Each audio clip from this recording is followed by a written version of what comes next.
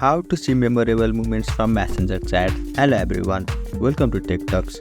To see memorable moments from Messenger chat, open Messenger.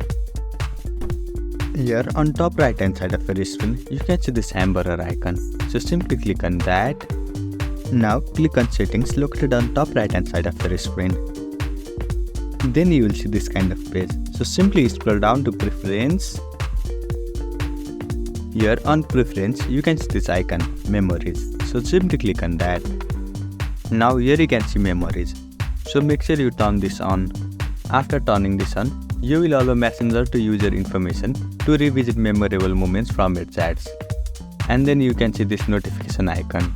So if you don't want any notification to pop up, simply turn this off. Or else you can let it turn on. So after turning this on, Messenger will time and again create memories from your Messenger chat.